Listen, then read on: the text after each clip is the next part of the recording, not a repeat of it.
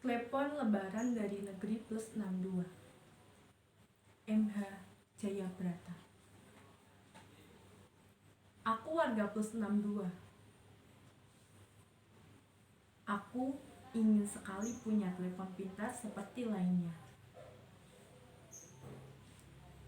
Setelah meminjam uang dari rentenir yang bunganya tak terkira, akhirnya ia ada di saku celana. Sederhana, karena ingin bisa menelepon para wakilku di sana. Bukan ingin komplain karena terlewat tidak dapat bantuan. Maaf, jiwaku tidak miskin. Bukan karena daganganku pernah dirazia. Aku menerima, patut pada negara.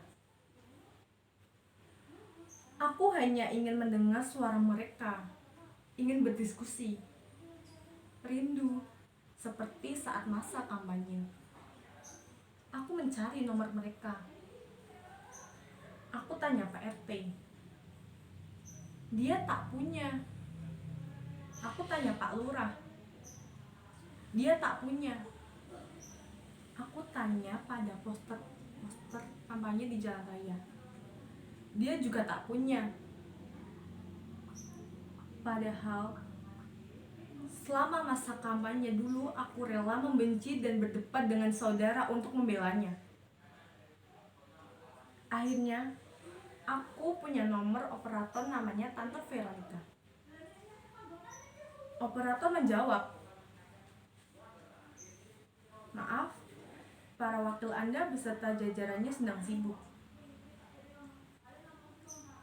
Hari telah berganti, namun tidak ada pertanda pasti. Sebentar lagi terhenti. Setelah berbulan-bulan terganti, bahkan semakin terombang-ambing sudah mengerti. Dibuat bingung berita di TV. Tumbang tindih diksi antara wakil negeri. Ini bukan cuma kejadian. Ini adalah sebuah pesan. Ini bukan cuma fenomena. Ini surat cinta. Tuhan sunyikan langgar dan mimbar, tempat pernah berlomba mengumbar. Tuhan sepikan majelis, tempat pernah kafirkan yang tak segaris. Ini lebaran tanpa jabat tangan, sebab yang sudah-sudah lupa berjabat hati.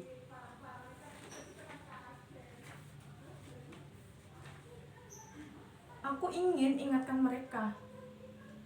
Kepada pengurus negara, aku cuma ingin bertanya, kapan corona ini sirna? Aku taat dan patuh. Aku tak jualan lagi sebagai kaki lima.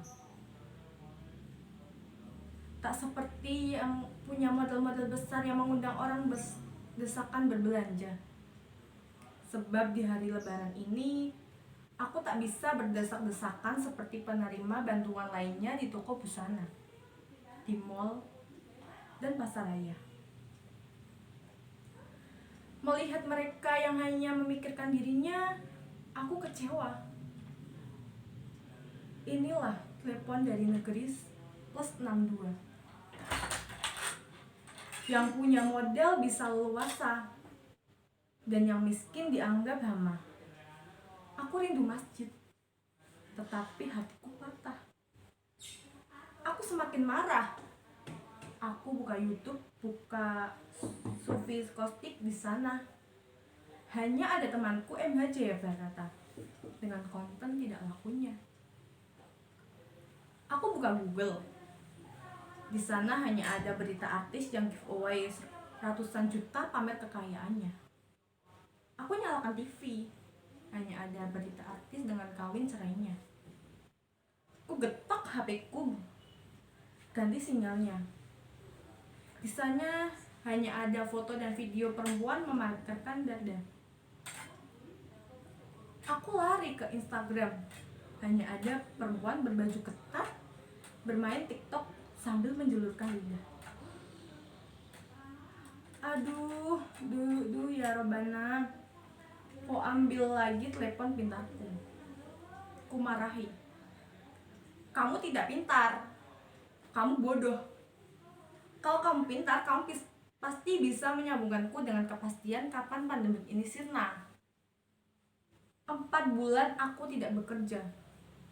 Aku sekarat bukan karena melanggar aturan aparat, tetapi karena hilangnya empati warga plus 62. Mereka sibuk berbelanja. Masih menggerutu tiba-tiba. Sebuah panggilan telepon tiba-tiba berdering. Ku angkat dan ku jawab. Apa ini sudah waktunya? Harus sekarang? Seberkas cahaya sudah ada di sampingku. Ia menarik ke sebuah jalan.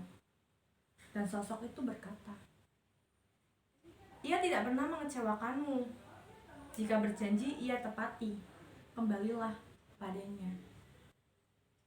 Sebelum pergi, aku tulis pesan terakhir untuk istriku yang sedang masak nasi aking untuk 11 anakku.